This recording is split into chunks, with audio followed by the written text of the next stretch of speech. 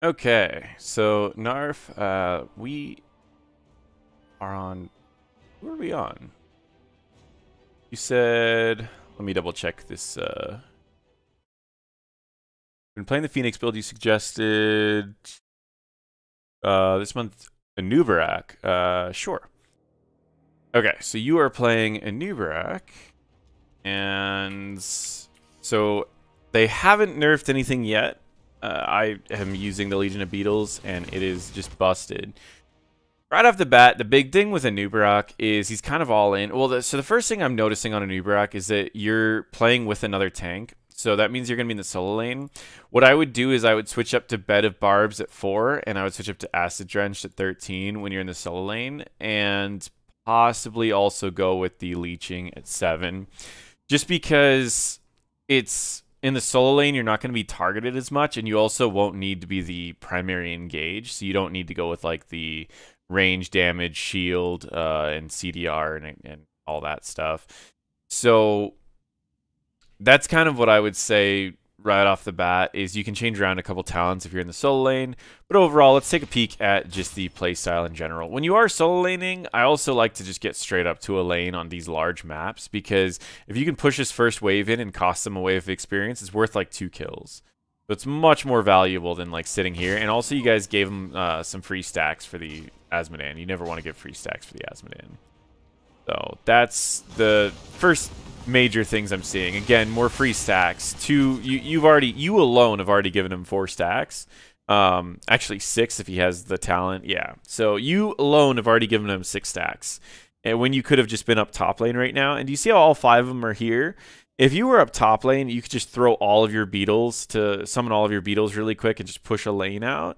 Then you could cost them 1 whole wave of experience, and you could also zone them out from possibly another wave. So that's where the start of this game is already going pretty poorly. It might seem like you guys are winning this, but in general, they're actually coming out ahead. They're getting more stacks, and you can see the Arthas is going up, and he's getting soak already. So he's going to start out getting more soak than you guys. And your Joanna is actually going to be the solo laner. That is a little interesting. I don't really see any major need for or reason for that. I like that you don't use your E to save the Kael'thas. It's kind of one of my annoyances when playing tanks that have a CC that's also connected to a mobility, because that's also your escape. So you try to use your CC that you can to peel without doing anything else. Again, you guys are just giving this Azmodan free stacks. You're already at 35 and you're not even level 2. So assuming he's getting 35 stacks every level, that means he's going to be at 350 by level 10. You kind of see where the problem is? That's way too much, way too often. So you definitely want to be spreading out a lot more against an Azmodan. The other thing, I see you using your Q a lot just kind of randomly. Zul should be pretty much following the Diablo wherever the Diablo goes, primarily because Zul needs to be stacking. So you see Zul has this quest where every time he hits someone with an auto attack, every 5 basic auto attacks, his damage is increased by 1. Well, when this stacks up to 75, he gets way more attack range, so he's a lot safer in team fights. He should be following around the easiest person to auto attack the entire first half of the game so that he's easier the second half of the game. And then the rest of it, once he gets his first attack range bonus, it's easy to get the rest of his stacks purely because he can attack much safer. So Zul'jin should be following around the Diablo. Telling him to go into the solo lanes only going to work if they don't throw, or only going to work if they throw Diablo in there. I like that you've saved your E to escape. Again, you didn't waste anything. At this point, you just go there. You know what I mean?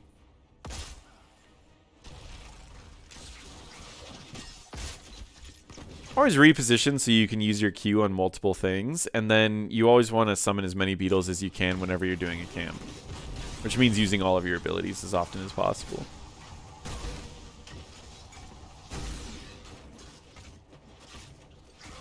You could also summon a couple beetles and let Zul'jin finish this so you can soak, but it looks like your team's going to cover the soaking for you.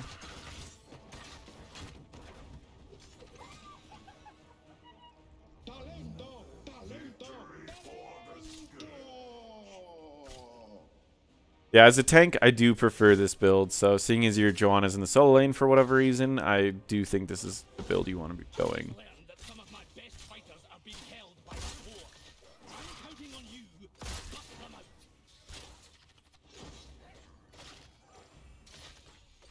Before objectives, I usually recommend people that are low on mana to recall. In this case, whoa, you do not want to be picking up a fountain right now.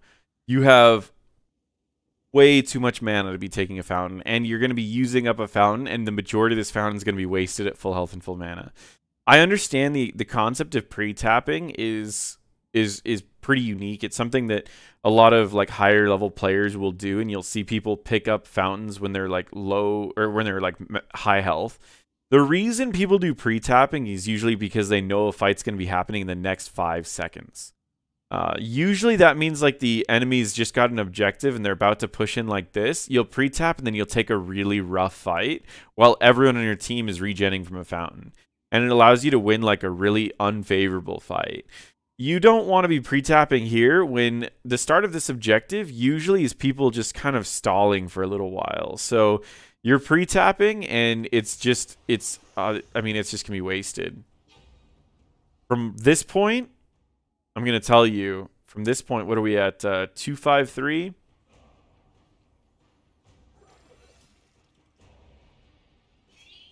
to right there. You can see how much mana you really are only going to gain. So from 253 to about 304, so 10 whole seconds of a fountain was wasted. I mean, that's a huge amount. Now you're not going to have that. And Anubarak, particularly in this build, Anubarak has a lot of mana problems. So not having a fountain is huge. Ooh, that was interesting. It was interesting because you positioned in front of the wall, which I do this sometimes when I'm playing like a tank. I'll position in front of a wall to see if a Diablo will jump on it. This should be a free kill. Yeah, you use the body block with your E, use the Q to CC him, and the double bombs on both of the Rainer and the Diablo were enough to get the kills from everyone. And you guys are going in now. This is a little bold. Your team can't really follow here, but should be generally still really good.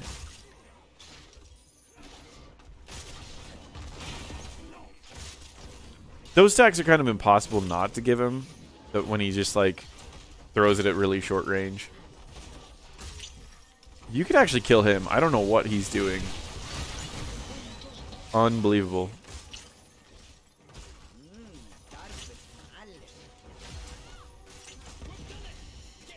Their team should be yelling at Malfurion right now. I mean, they shouldn't. Like, don't ever yell at your team. But, okay, right here. Boom. What is the mistake? What are you doing wrong? So do you see how long it takes for this to go? I mean, I paused and it's still growing. But it takes about 10 seconds, right? It takes 6 seconds to Hearthstone. And then it immediately mounts you up. And you can start running up to here. It takes about 3 seconds to get up to here. Which means... what do you have time to do? Every single time that you get this objective on this map, you have time to back. If you back, you'll have full health and full mana, and you'll be able to push with this at full health and full mana. This means that you can play more aggressively with summoning beetles by using more abilities, and you can also still have the mana left over to take a fight if needed as you guys are pushing. Right now, you have to make a decision. Do you want to use all of your abilities in a team fight, or do you want to use all of your abilities to summon beetles and push harder? And that's the problem, is when you have a decision like this, you're effectively getting less than what you could have gotten by simply backing before the objective came here. And, like, what are you going to do for the next 10 seconds anyways? You kind of see how you're not really doing anything for the next 10 seconds? Actually, you guys might get a kill, but even still, I mean, that... you don't really gain anything. Now, you will have a fountain up in 10 seconds, so you can always get that, but you could have had that available too. Full health, full mana, and have a fountain available, and even more. You know what I mean? So it just could have just had more. I mean, it should still work out. The enemies are making a lot of mistakes. I don't know why. Also, just charge in and kill that guy. It looks like you went in for it, which is good. Your beetles are going to keep tanking this, which is fine. Allows you to really dive. That's what I love about Anubarak right now, is you can just dive hard.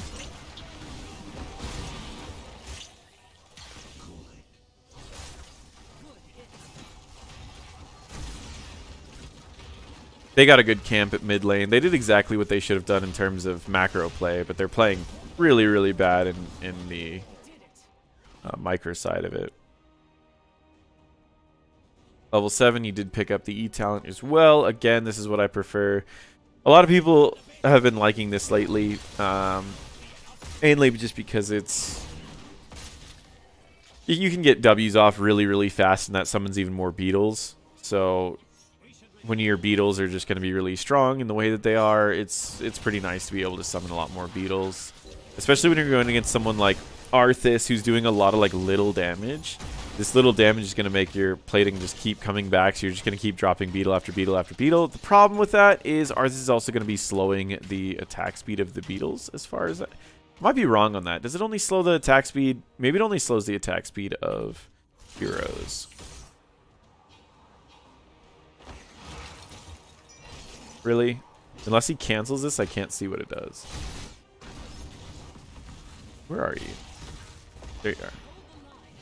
Again, always try to summon beetles whenever your team's diving something or trying to get away from something, but looks like you handled that pretty well. Press C again, see where you're looking.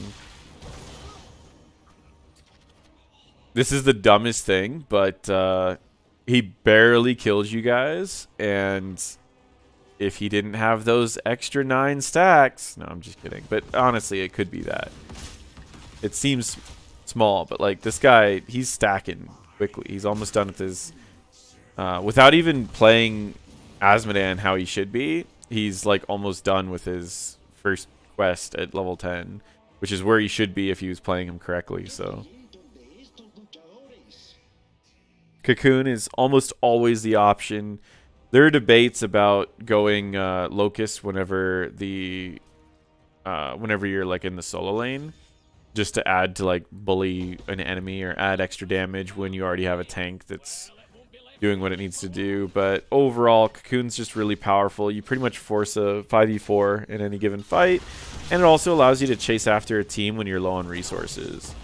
So you can chase a team and then just cocoon one straggler, and then they pretty much have to make a decision of take a bad fight to save someone or just let one person go.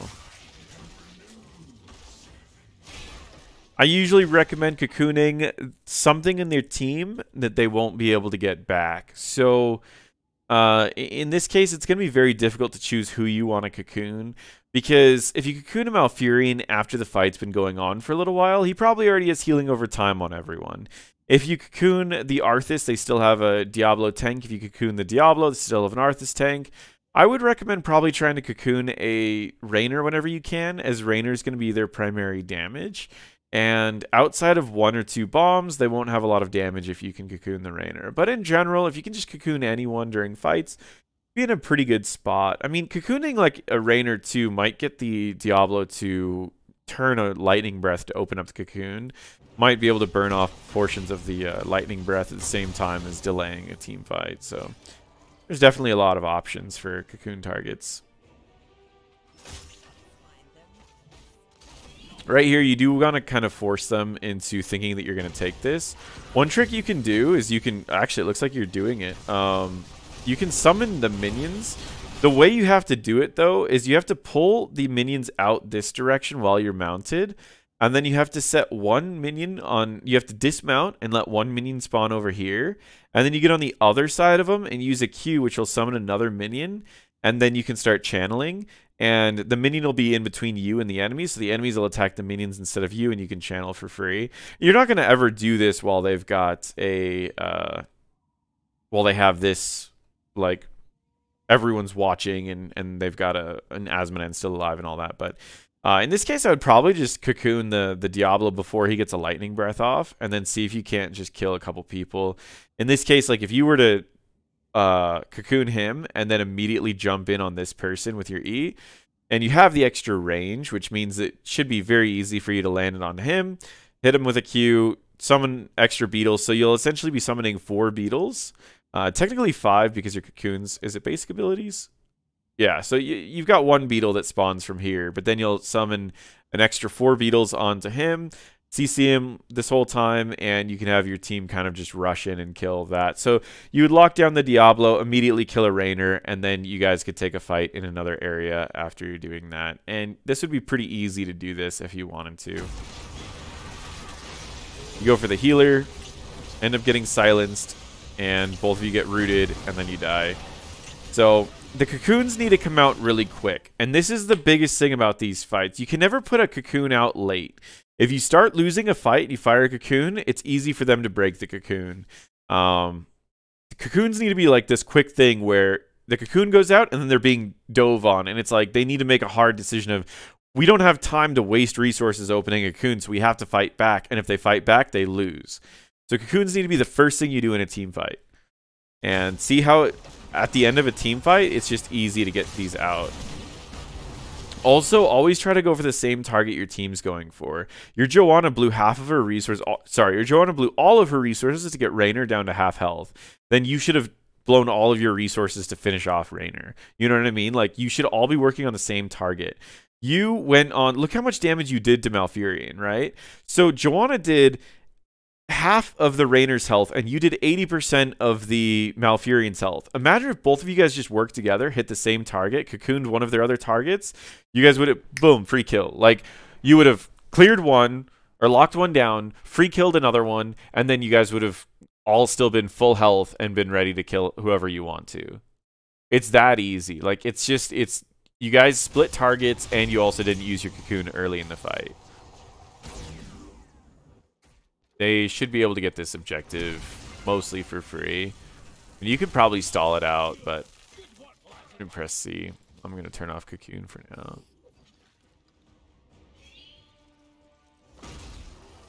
So what you can do in situations like this is just step forward like right here and summon a beetle just to get vision, because the beetle will either run this way or it'll run this way.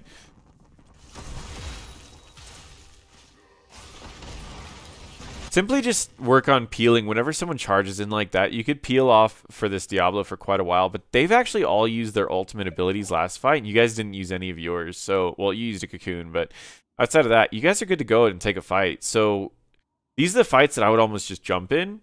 I would immediately cocoon someone, and then I would immediately charge in CC and just have my team go for it.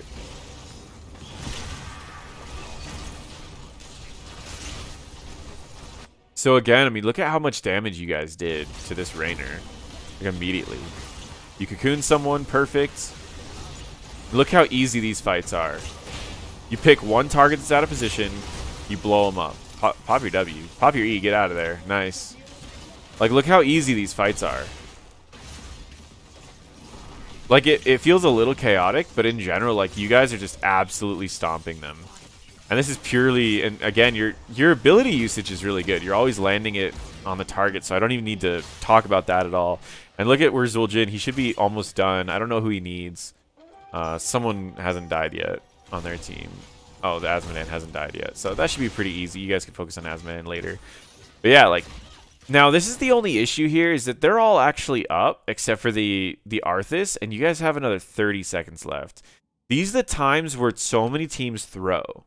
They throw because they think that they can do what they did on the first objective by just like wiping the team and then grabbing it and holding it the whole time. When in reality, what should be happening here is you guys should just all back, get full health, and then take another fight exactly how you took the last fight. And you guys still will have all of your ults available, so it should be easy to do the exact same thing that you did before. And the enemies might likely make a mistake. So you guys want a free team fight, you got some percentage on this, and you need to back out. So these are the times when I tell everyone to just back out. Especially since you guys just burned a Hyperion for nothing. Like, if you guys can just walk out of this, you guys win. If you guys take this fight, it's likely going to go really poorly. Okay, looks like, I don't know what's going on here. You're so low mana. You guys are all out of your ults. And there you go. Like, I mean, you get one kill. Oh, you're dead. KT's dead.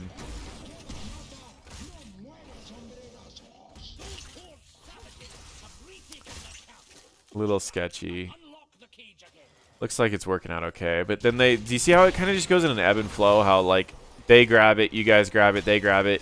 And, like, now they grabbed it and they're all low. But the problem is they already got some percentage on it. So if you guys all would have just backed and hit fountains, and came back into the fight, you might have actually been able to take this fight right here. And now your team's getting desperate. All based off of one call. Your team's now getting desperate, and they're going to end up taking a bad fight. Looks like the enemies don't take them up on it. They get the objective for free. Like, also another thing is they should have started this camp. Do you see how, like, when they got the objective last time, or sorry, when you guys got the objective last time, they got a camp, and, like, mid lane did nothing for you guys? The same thing should have happened. You guys should have gotten the camp middle, and then you should have sent some people to clear bot and sent some people to clear top.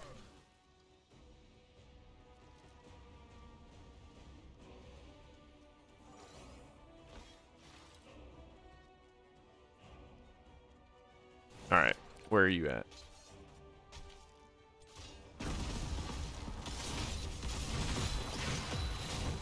Okay, you are taking a fight without your team. I mean, you are saving your burrow charge, which is good.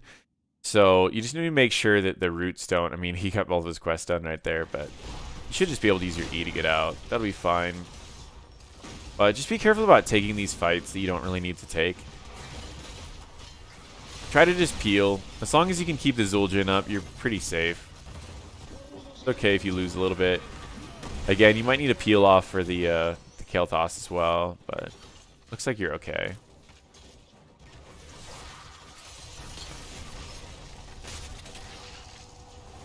Joanna should not really be the one to clear this, but normally what happens is you want like your highest single target DPS to do the furthest lane. Then you want the rest of your team to like 4-man and blow up one, and you want the camp to cover the middle one. That's usually the best bet. He's actually out of position right now. If you wanted to, what you could do is just dive right in on him. I usually, if I see someone that's out of position, I start with my E, and then I stun them first with my E. I try to wait to see which direction they're going to kind of try to rotate. So say I did E, and I was body blocking him right here, right? If I see that he starts running this way, I'm going to use my Q, and then I'm going to reposition right here while he's stunned and slowed. And then I'm going to just stick on him and try to... If he starts running this direction, I'm going to start running this direction too to kind of delay him. If he changes directions over here, I'm going to change directions and just kind of delay him. And you're going to be doing this over and over and over while your team blows him up. And you should be able to kill this Diablo. Okay, no. The enemy team is actually there, so you won't be able to kill this Diablo. But do you see how I kind of had that planned out ahead of time? Like, it's pretty easy for me to say, oh, I can't actually do that. Like, once I see what's going on. But at a first glance, I have this whole plan, if he's alone, of what we're gonna do since we have our team available. Whenever I start charging people that are like away, I always start with my E first. Just allows me to really get in there, and that also puts my E on cooldown first, which means that if I charge in and I start like locking down someone, and I notice the fight start going sour, my escape's gonna be the first one off cooldown. I love the wave clear now in this build once you pick up Burning Rage, because you just summon a couple beetles, you Burning Rage, and you can melt down a wave pretty quickly. You should be joining your team here. As these fights get later and later, the death timers get longer, so you really want to be with your team. It looks like that's what you're doing. Let's see. You could potentially take a fight. Let's see. You guys have used one ult. I haven't used any.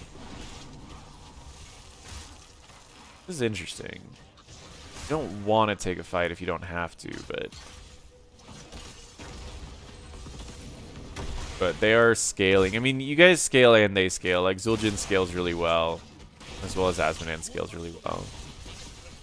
None of them are making mistakes. So this right here, these fights where it kind of goes back and forth like this, you can wait these out for quite a while.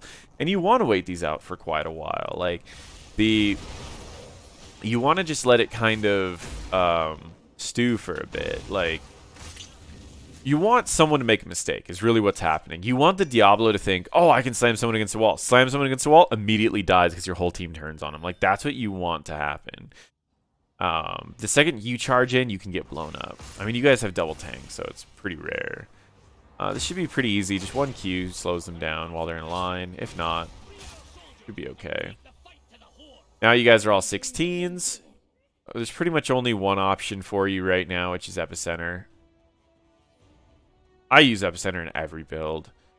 Beetlejuice is just way too difficult to get value off of. If it wasn't heroes, I'd pick it up. And then debilitation's just like, if you're already going to land a good debilitation, then Epicenter would have been better.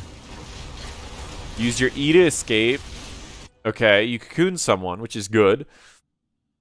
The cocoon will be burned a little bit from this and this, but your team's actually kind of getting zoned. So again, this is kind of a...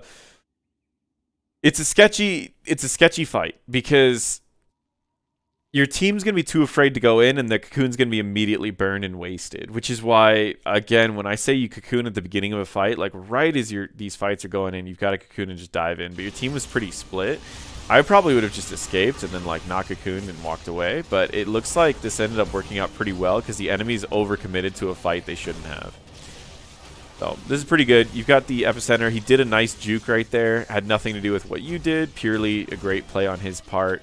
And you're getting right into this. You don't have anything in the next 6 seconds. I have this rule. It's a 5-second rule. If you can't do anything in the next 5 seconds, don't chase, because you're just going to waste time, because you don't know what resources they're going to have in the next 5 seconds. So, or also you don't know how close they are to these locations. So by the time the next 5 seconds, you won't have your abilities. And in the next 5 seconds, he's going to be right here. You can't be fighting him right here, so there's no point in chasing. You go right here. In this particular case, with 3 dead like this, what you're going to want to do is you're going to want to capture this, and then you're going to want to capture this so that they don't have that. And then you're going to want to come back. And it'll be so powerful if you guys can get all of this. And you can even go back and get fountains before the enemies respawn, but most likely you can get the majority of this before the enemies even show up, as long as your team can go there really quick. But do you see how much of your team wasted time following you here when they could have just been right here channeling already? So you alone are costing your team, what, 5 seconds? 1, 2, 3, 4, 5 seconds right there of going for a target that you couldn't have killed. Like, your team followed you because they thought you might have had your CC available. You just chased because he was alive, you know? So, you guys aren't getting anything else out of this. What you should be doing is getting this for free. And you alone can hold this location while your team can go and get the camp. That's really what should be happening right now. Asmodan can die here. Anna's getting a healing fountain, but... Wait, this person can definitely die. Perfect, yep. Just like what I like to do, I like to start with my E first. Does a good amount of damage. I mean, 187 plus 100%. You're doing like 300. Right on. A lot of damage. Summon a bunch of beetles. Look at all these beetles. 39, 39. Plus this one's going to hit for 39. You've got the Q that's going to hit him for 185. I mean, all of this is just on your own, really. And then the extra 40 damage from the 45 damage from your whatever it's called, the Burning Rage. So, I mean, you did a stupid amount of damage to that Malfurion. He got out of position. Now you guys are staggering their deaths, which means that even if they come up here, you should still be able to win this fight. And you can also cocoon to make it a 5v3. This should not ever be happening. This is really greedy. Like, you guys should have just fought for this. Do you see how they're getting this again? And it's going to pretty much mitigate what you guys are going to be able to do mid lane. You pick up a fountain, right? Oh no, fountain's gone. And again, how long do you have before an objective spawns? You could have gotten full health, full mana. In this case, you didn't really need it because you had the... you were going to get globes, so that's all fine. You can clear this up pretty easy. I would just immediately... Okay, right here. These are what I call retreat cocoons, or counter-retreat cocoons. A counter-retreat cocoon is when an enemy steps up too far, but your team's not close enough to really follow up yet. You immediately fire off a cocoon, and then you wait for your team to show up. You all surround the person in the cocoon, and then the second that the cocoon ends, you just CC them and immediately get a kill. So this Diablo right here is dead, right? He's just dead. He's literally dead. There's nothing anyone on their team can do for it without overcommitting and fighting you under something that's giving you all 15% more damage. So these counter-retreat cocoons are things that you definitely want to be doing whenever you're playing Anub.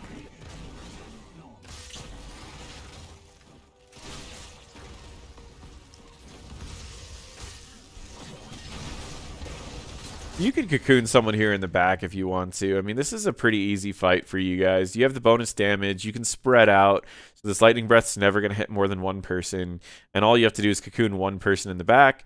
And probably just get the... honestly, I would just get the Arthas because you don't want to get him a free thing. Or just get the Rainer. But yeah, just cocoon anyone here and then just go in.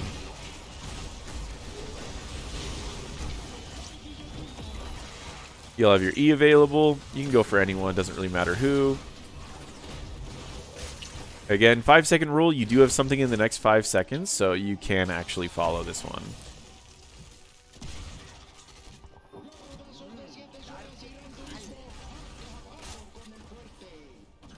The healthiest one is actually top lane. You guys should all be heading top lane right now and just pushing with this one and getting a keep. Ignore this one, let it do its own thing, and try not to push too hard without an objective. Because the objectives give more value if you're pushing with them. I mean, you can push with this one, it's just low health. The only downside to it. Try to save most of your mana to summon beetles when this shows up.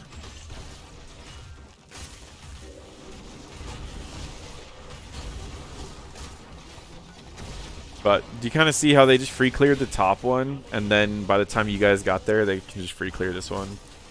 It's just kind of why you need to be summoning beetles so that tanks for your team. You can counter engage on this. I mean, you guys have a couple of your ults available, and you are a level ahead. You're not low health by any means, so you could actually counter engage. They used a lot of resources trying to kill these objectives too. I mean, you've got an ult out over there. So you could just immediately ult someone and just dive right in on the Rainer.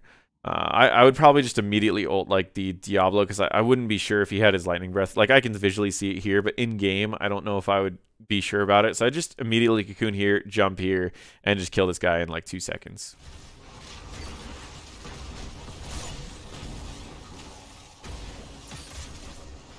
They're really chasing, and he's getting really low.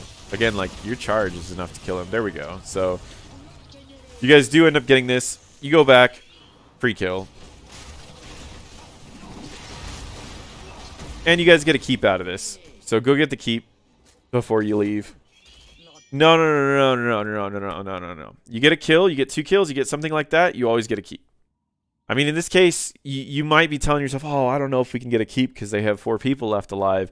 It's good. Diablo without any souls, you guys have level 20. You get the keep first, and then you go and get boss. They can't contest either of these 2 things.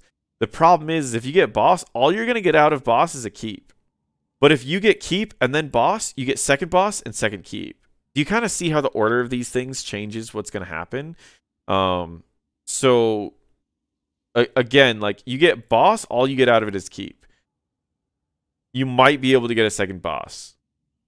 But if you go boss to boss, they could probably clear this without the keep dying. So these are where, like, if you get a couple kills, you take the thing that's closest to you, which at the time, you guys were right here. Walk up here, get that. Walk down here, get that. Super simple. You want to use this level 20 advantage by taking things that are, like, immediate value. Not a big deal. I mean, anything's valuable. If you guys get kills like this, awesome. Doesn't really matter what you get, but as long as you're getting something. Like, if you get kills and then you get something, I'm happy.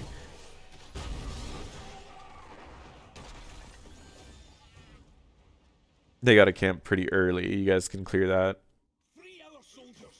Looks like you guys are just going for an early objective. Immediately charge on this guy. He's alone. I mean, if anything, charge close, use a cocoon, and then everyone just surrounds him and kills him. Boom, right off the bat, you guys got to kill. If not, immediately charge him, stun him with your Q, rewind, stun him, and then you kill him because you have 30 beetles around him. You don't even need your team. Going for Asmodan right now is actually really big because if you can get the Asmodan kill, you can get the Zul'jin stacks because Asmodan still hasn't died. So when Asmodan shows up right there, it almost would be best to just charge and immediately cocoon and then ping it like crazy so your team gets a kill. All of these things are things you should be looking for when you're this late into a game. 1 kill is game over. So you should be trying to find out ways to get these 1 kills.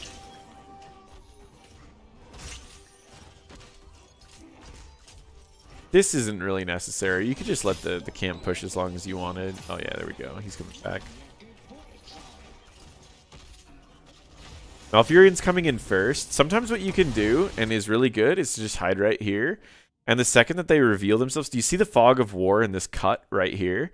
This cut means that if you were standing here, he would have to walk into this vision before he would see you. So if you're hiding right here, he's not going to know you're there until he's right here. And by this time, if he reveals himself, charge in and get a kill. Like, your Joanna's already has all this stuff handled. Immediately cocoon someone, go for a fight. Yep, you should be able to kill this guy instantly. Nice. Great cocoon. Great fight. Hopefully you don't need to rewind yet. Yeah, you should be able to use your W. Oh, you used rewind while your abilities came up already. Not a big deal. You just didn't get a lot of value off of rewind. Well, you want to try to like save your rewind to where you like Q, E, W, rewind, Q, W, E or something. Like where you get like all your values or all of your abilities twice. And you guys win here. Put simply, you should clear this up, push with middle, and then while you're pushing with middle, you take middle, and then you take the game. And I'm going to fast forward. I'm guessing that's what's going to happen. The overall, you played things pretty well. The main things I would say is you wait too long to cocoon, and you don't play aggressive enough to just take out people who are out of position. Those are the biggest things that I would say. Also, I'd like to change your rotation to where if you're diving on someone, try to use your E first and then your Q. And then try to only use your Q first when you are peeling for your team. This is really solid. Yeah, this whole play right here was like incredibly solid. Overall, your Anub play is really, really good. There's just a few things that would make it a lot better, but I would say this could be your new main. I mean, your play right now is good enough. You should be shooting up the ranks, right? So where you're at the moment, without even adding in all the tips that I gave you in this one, where you're at right now, you could be winning 60 to 70% of your games. But you still have areas to improve for sure. So either way, hopefully that helped you out. And if you have any questions, let me know.